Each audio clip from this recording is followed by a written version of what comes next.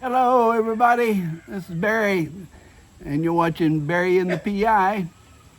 Wow, I tell you, the volcano gods are sure angry at us right now. You might say that Mother Earth is farting a lot. Relieve that pressure. So, well, I'm not at Lake Taal. Lake Taal's a little ways back that way. I'm watching it. There's hundreds of people also filming there at the volcano. I decided wind would be too bad and couldn't hear it. So I just thought I would talk to you about why we have volcanoes and earthquakes.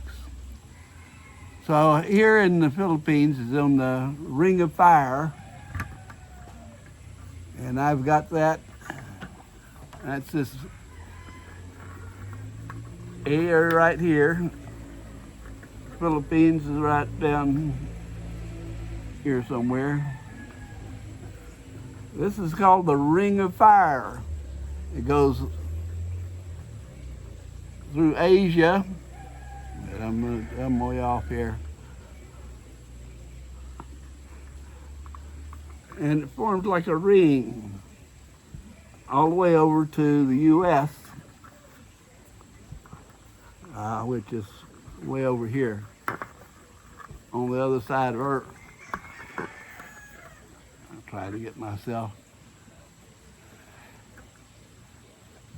And that's an area where two tectonic plates, that's the tectonic plates are what the land sits on. And they're moving. The Pacific plate is banging against the North American plate, and it's being pushed underneath the North American plate. That's why we have volcanoes on the West Coast and down through Central America and South America. And it's being pulled apart a little bit here on the east coast of Asia. Now, here in the Philippines, we've got several volcanoes that are active.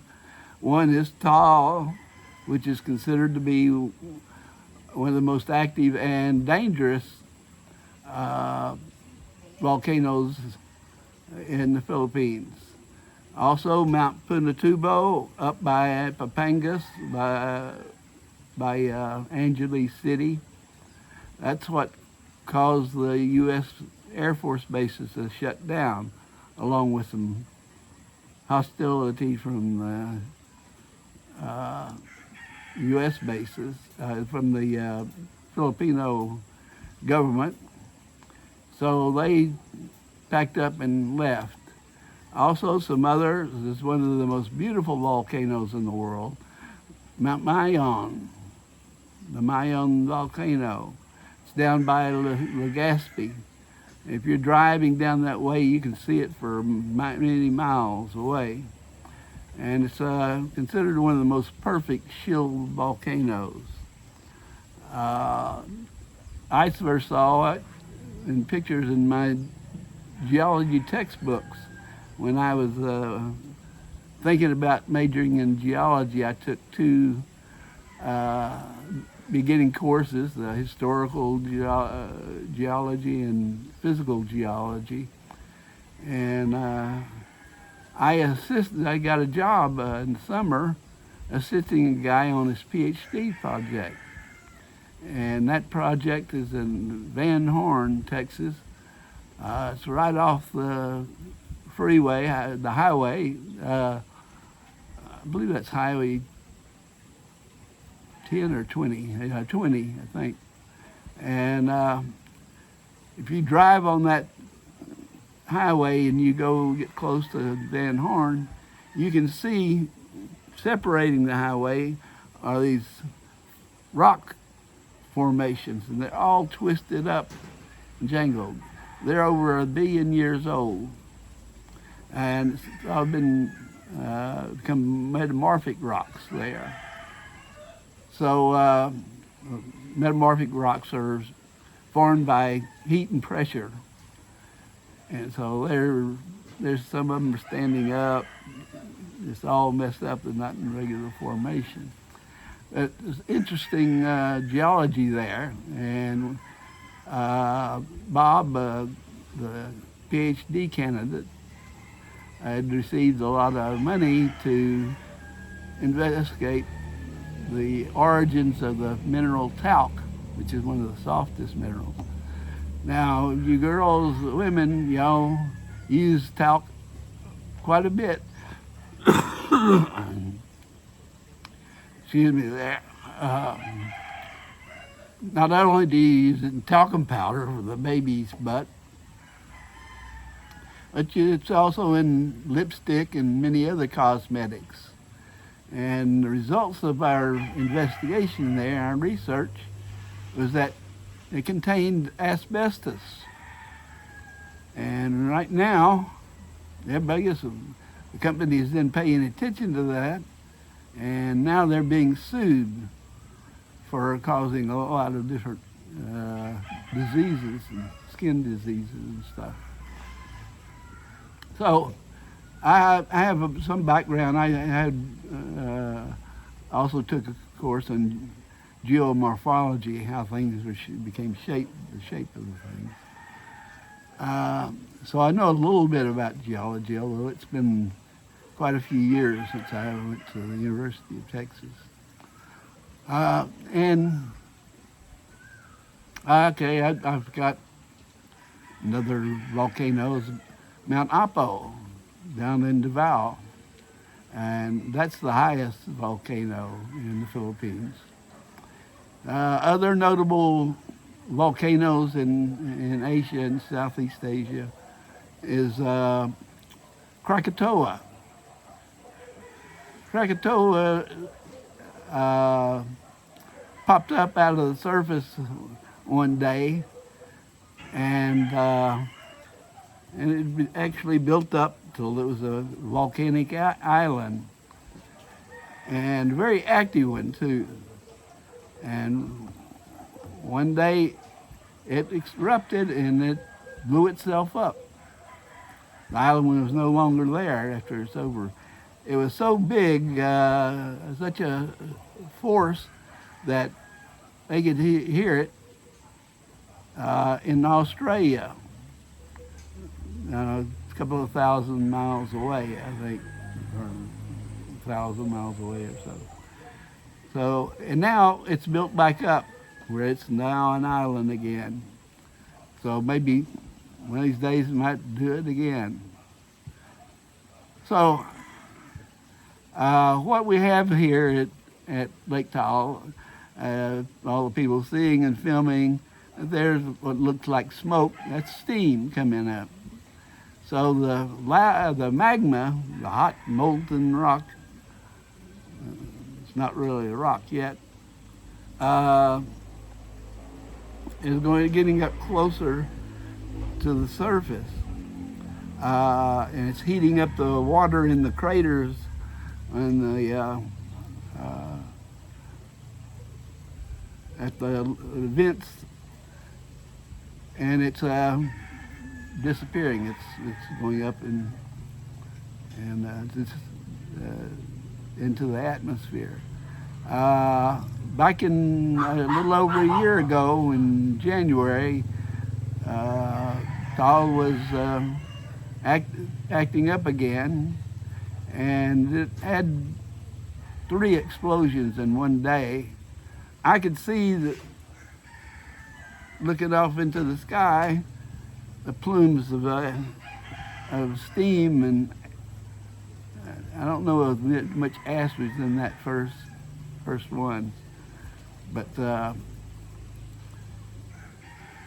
we were fortunate that the winds were blowing out from the west and blowing it to the east. Tagaytay is that way, and Nasugbu on the coast is that way. We got just a very little light dusting of ash during that time. But what it did is knocked out, I saw about 9 o'clock at night, it knocked out our electricity. We had a brownout. And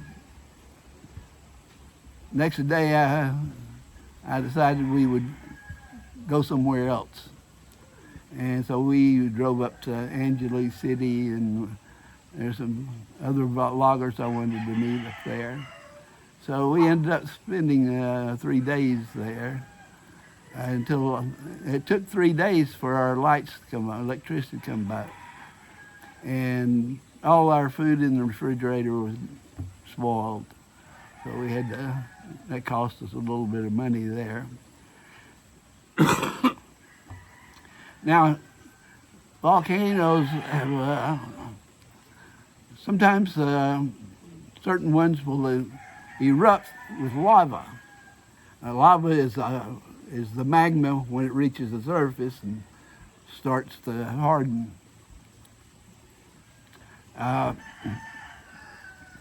That one is usually fairly slow. It's very thick, and it moves slowly, like on the Hawaiian Islands, Mauna Loa and Kilauea and those. They put out a lot of lava. The kind that we have here, and it puts out some lava, but mostly it's called the pyroclastic flow. It's a mixture of steam, other gases, ash, sometimes a little bit of magma will come out and call them lava bombs, and it'll come. You don't want to get hit by one of those. They're extremely hot. But the pyroclastic flows move very fast down the slopes, and if you get caught in it, you're going to be dead. An example is Pompeii over in Italy. It was hit by a pyroclastic flow, and people got caught trying to flee it. And they're made molds of those people, and even dogs, they got caught in that. And most of them have very agonizing expressions on their face. That's the danger. If it has a big major explosion, laden with all of those gases and ash and steam and different gases like sulfur dioxide, that's what kills people a lot. And if you ever want to learn about there's some documentaries on Pompeii that you should go and see. It's fascinating. But it doesn't do that much damage necessarily to houses and buildings and stuff like that so much, unless it gets too much ash and just weighs too much and collapses in. But it's fascinating. They've been excavating that for, I think, over 100 years. And fascinating thing. So look for a documentary on Pompeii and see what results of what volcanoes can do. Now, right now, I think they've told people to leave their homes, pack up, go somewhere else that live within the volcano. That volcano, the original crater is along that high edge where the road goes around. That was probably from prehistoric eruptions. The last big major eruption of Taal was 1965, and killed 1,300, over 1,300 people died in that one. In the 1700s and the 1500s, they had major eruptions then too. It's supposed to be a church now that's under the water. And now the lake itself was very different. It was a saltwater lake. There was access from the sea, which isn't that far away, into the crater and into the lake. And at that time, the lake was a saltwater lake. And now, just a very few species can live in that lake. One is a sea snake that's been able to adapt to fresh water. And the tuidles or something like that, it's fish that that lives there. And they've got a lot of tilapia pens there. And it wasn't too long ago they had a major fish kill. Just too many pens in there, and they don't get enough fresh water or food, and so it kills off that. So just keep a watch, pay attention to what the folks tell you. If it builds up, keeps building up, and starts more gases. I know I say they had a little eruption with of sulfur dioxide, and so they'll warn you as soon as they know something might happen.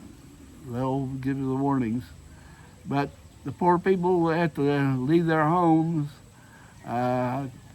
Keep them in mind.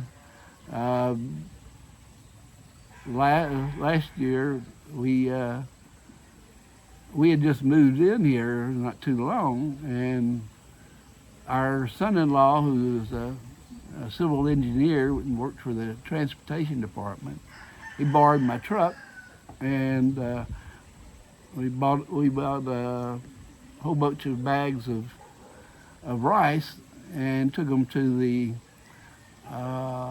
centers where the people were evacuees that were evacuated to help them out a little bit. That's what we try to do. We wanted to be part of our community, and so we help where we can. I'm not a millionaire or anything like that. I'm an ex-teacher.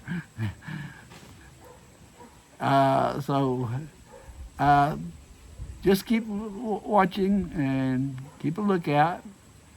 I have not seen a big eruption or any big plumes of steam or any gases or anything going up here. Whereas the one last year we saw that, and you could see where the material erupted was hitting the clouds, and all kinds of lightning going on there. It's kind of a fancy natural light show going on for us. But anyway, I've always been fascinated with volcanoes, and here, after all these years, I live right close to one. And I'm not very scared. I think we are just outside the 15-kilometer danger zones. So I think we'll be all right as long as we don't get any ash, which might kill my plants, and I don't want that. So y'all take care and keep listening. So I'll talk more about this sometime, and as more stuff is available, more eruptions, come, I'll go over to the Taal and take some pictures. So that should do it. Y'all have a great day. Still keep yourself safe.